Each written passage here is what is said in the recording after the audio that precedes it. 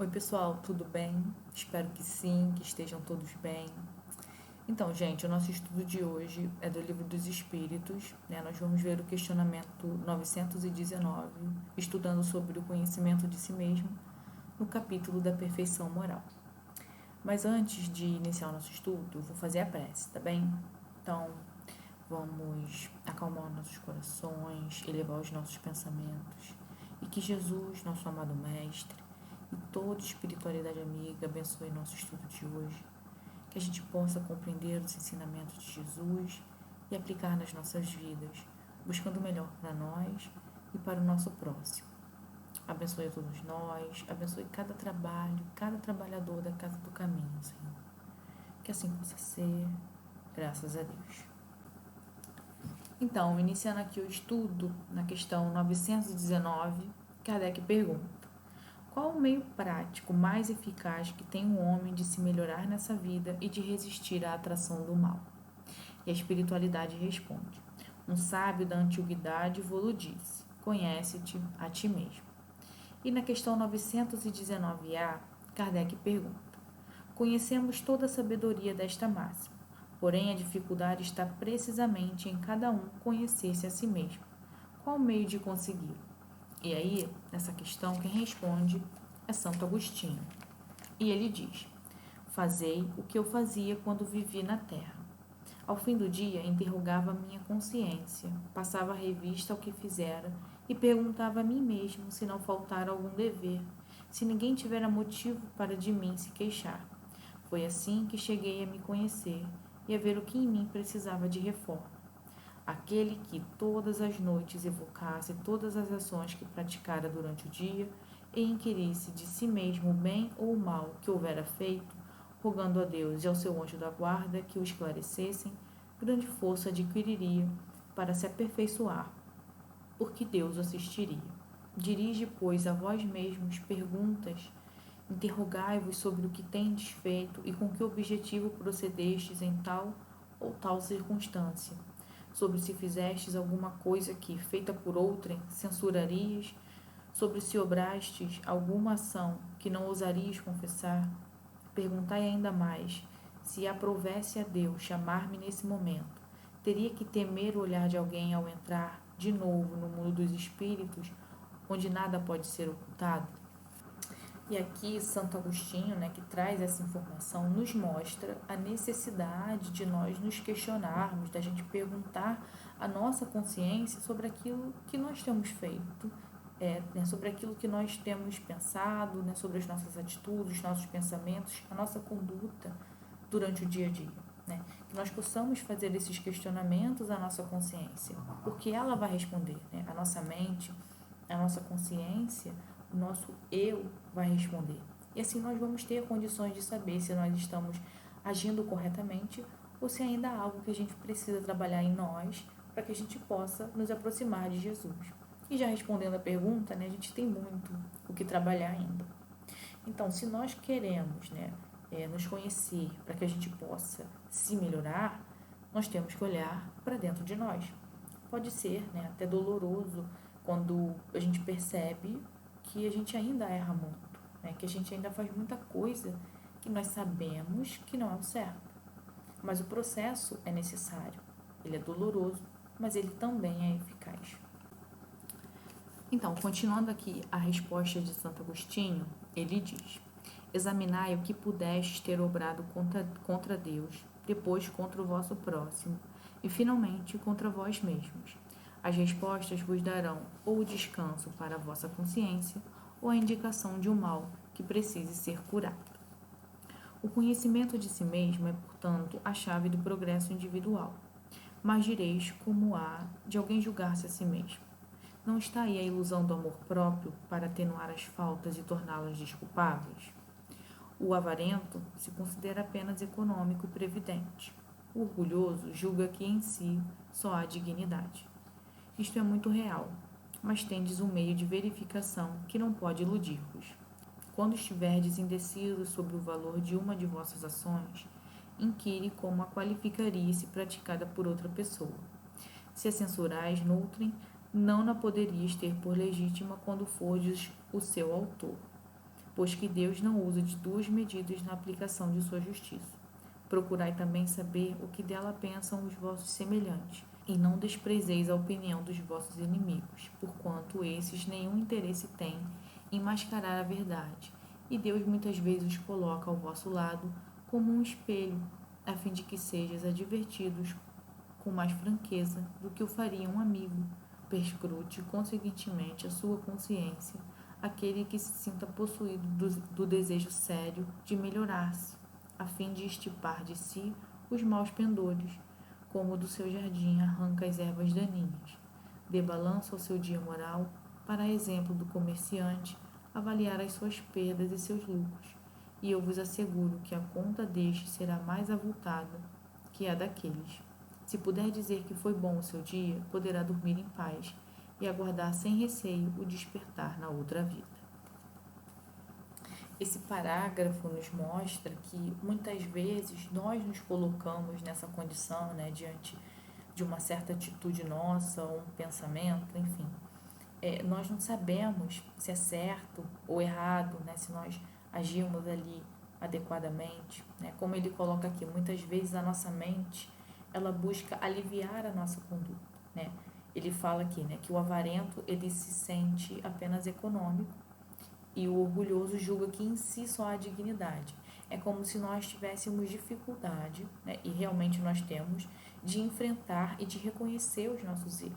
A nossa consciência, o nosso orgulho, passa a mão nas nossas cabeças, né, como se nós não tivéssemos errado, né, sempre procura ali uma desculpa para justificar os nossos erros, e com isso a gente fica com dificuldade de reconhecer os nossos equívocos, né, dificuldade da gente se conhecer, e a gente acaba não tendo uma análise crítica das nossas atitudes. E aí, né, ele diz que quando nós estivermos, né, indecisos sobre o valor, né, das nossas ações, basta a gente se colocar no lugar de outra pessoa. Bem simples, né? E aí a gente pergunta, né, como a gente se sentiria se uma outra pessoa tivesse feito, se outra pessoa tivesse pensado, se ela tivesse vibrado exatamente como eu fiz. Eu me sentiria bem? Eu gostaria? Então, quando nós fazemos essa avaliação, não tem como errar, porque Deus, ele não usa de duas medidas na aplicação de sua justiça. E a ideia também da gente ouvir aqueles que são nossos inimigos, né, como ele diz aqui, também é uma dica importante, né? Por quê? Tá aí uma coisa que é complicada, você ouvir alguém que não gosta de você, né? Como é que você vai dar trela para alguém que não gosta de você? Mas ele explica aqui o motivo, né? É que os nossos amigos, os nossos familiares, por gostarem de nós, não nos dizem a verdade. E aí a gente nem sempre consegue ter clareza dos nossos erros, né? Eles nem sempre dizem com toda a franqueza sobre os nossos equívocos. Mas os nossos inimigos, os nossos desafetos, né, de forma contrária, eles não têm esse pudor. Então, se eles tiverem que dizer de forma franca, na nossa cara, aquilo que nós ainda temos de ruim, eles vão dizer, né? A gente vai ouvir e absorver ou vamos achar que é implicância, né? Muito provavelmente, no início, a gente vai achar que é implicância, é um recalquezinho de leve.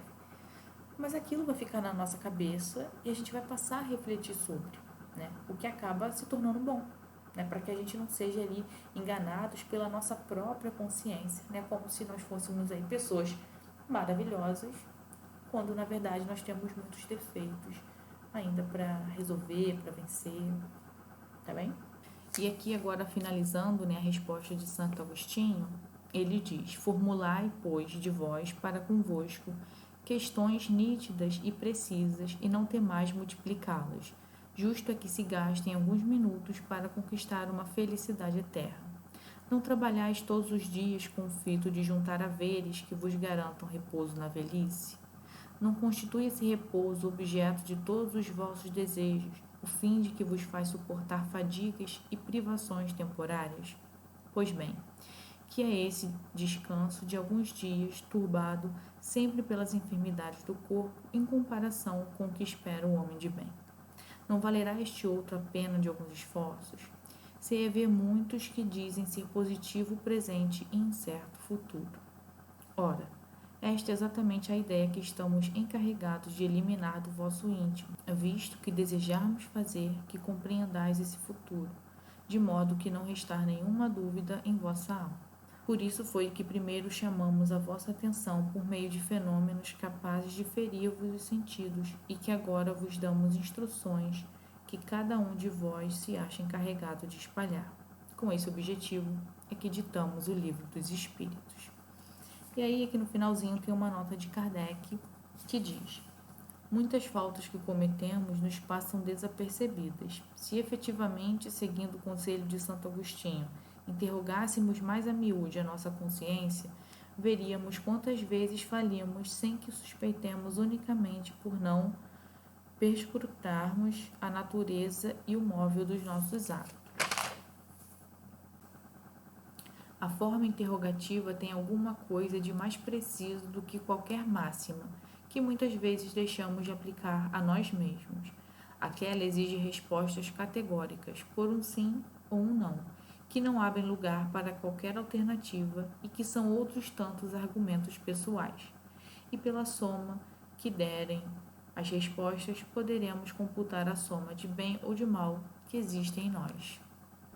Então, vamos perguntar, né? Vamos questionar a nossa consciência, vamos seguir o conselho de Santo Agostinho, né? Ele diz aqui que uma legião de espíritos veio para nos esclarecer, para nos mostrar que nós podemos trabalhar pelo nosso futuro, pelo nosso amanhã, né? E que esse futuro, ele não é incerto. Ele depende do nosso hoje, daquilo que nós estamos fazendo agora no presente, né? Então, vamos fazer o nosso melhor hoje para que o nosso amanhã seja ainda mais positivo. Então, agora eu vou ler um trecho do que o Espírito Miramês diz sobre essa questão, né? Ele diz assim: conhecer-se a si mesmo é a chave preciosa de despertamento dos valores internos, onde o coração é a porta e a consciência a sala de meditação. Deves, ao final de cada dia, se possível, pensar nos teus atos e analisá-los com bastante rigor, procurando no outro dia corrigir alguma coisa que não podes desejar para os outros. E aí, né, ele vai falando, o comentário dele é bastante extenso, e aí no finalzinho ele coloca assim: conhecer-te a ti mesmo é a alta iniciação que a maturidade oferta à alma, porque passando a conhecer-se fica mais fácil conhecer e respeitar os outros. Podemos dizer que o espírito, em qualquer posição que esteja, na carne ou no mundo espiritual, que conhece a si mesmo, encontrou a medula da vida, de onde poderá confortar o corpo e o próprio espírito, abrindo a visão para a vida transcendental, onde os aguardam a esperança e a certeza de que não existe morte, porque os sentidos crescem em todas as direções, nos mostrando vida em tudo, desde o vírus até os acúmulos dos mundos que circulam dentro da criação de Deus. Deus é vida. O autoconhecimento é uma ferramenta muito importante para a evolução, né? E Joana de Ângeles diz que o autoconhecimento desempenha um relevante papel no adestramento do ser para sua superação e perfeita sintonia com a paz. Ela disse isso no primeiro capítulo do seu livro Autodescobrimento, uma busca interior. A gente pode, né, entender o autoconhecimento como um meio, né, como uma ferramenta utilizada que tem como objetivo a melhoria do espírito imortal, né, e a lapidação das imperfeições individuais. E isso acontece por meio de uma busca particular, né, no íntimo da nossa consciência. A gente viu a resposta de Santo Agostinho, o comentário do Espírito Miramês, vimos também um comentário de Joana de Ângeles. E quem mais, né, nos trouxe exemplos de autoconhecimento, autodescobrimento? Nosso Mestre, Jesus, né, por meio das parábolas, das reflexões, dos diálogos. Né? Nas parábolas, Jesus, ele nos convida a gente se colocar no lugar ali de cada personagem que é apresentado, né? Reconhecendo ali os defeitos ou virtudes em comum. E aí, com isso, né, a proposta de autoconhecimento ficava, né, meio que subentendido em todos os seus ensinamentos. Né? Por exemplo, na parábola do semeador, diversos tipos de solo são colocados como uma comparação de nossas ações diante da semeadura das verdades imortais, assim como um semeador representando a necessidade interna de continuar essa semeadura divina. E no caso da parábola do bom samaritano, alguns personagens são colocados diante de uma oportunidade de praticar a caridade, né? Dando aí modelos de como devemos ou não nos portar em tais situações. Então, quando a gente se coloca no lugar do semeador ou do samaritano, nesses exemplos, Jesus propõe, né, a análise da nossa consciência, né, buscando entender as nossas imperfeições a partir de situações externas. Então, para que a gente chegue ao autoconhecimento, devemos seguir as dicas de Santo Agostinho, do Espírito Miramês, de Joana de Ângeles e de Jesus, que é refletir sobre os nossos pensamentos, né? Disciplinar o nosso pensamento é difícil, né? Porque nós estamos acostumados a pensar errado, né? Estamos acostumados a pensar negativo, né? Estamos acostumados a deixar que os pensamentos infelizes, os pensamentos de desânimo, os pensamentos de raiva habitem o nosso coração. Então, esse trabalhar diferente o pensamento é um desafio, né? Por quê? Porque quando chega o pensamento negativo, eu tenho que desviar, né? Eu tenho que ter consciência de que aquele pensamento não é bom e dizer, eu não vou ficar pensando nisso. Aí, né, busco outra coisa, troco por um pensamento positivo. Mas para que isso aconteça, eu preciso estar atenta aos meus pensamentos, né? Porque se eu me deixar levar, eu não percebo. E aí, quando eu vejo, eu já estou mergulhada naqueles pensamentos negativos. Então, eu tenho que procurar algo construtivo, né? Ler um livro, ouvir uma música, fazer uma prece, assistir um filme, né? Enfim, eu tenho que quebrar aquela sintonia que se estabeleceu. E isso requer esforço, luta e disciplina de pensamento. Então, vamos orar e vigiar os nossos pensamentos, as nossas ações, nos esforçar para melhorar os nossos erros que cometemos com nós mesmos e também com o nosso próximo, né? Porque para que eu possa vencer o orgulho, para que eu possa vencer o egoísmo dentro de mim, eu preciso me conhecer, eu preciso saber quais são os meus pensamentos, quais são as minhas atitudes que identificam esses males que ainda fazem parte de mim, né? Para que eu possa começar a trabalhar.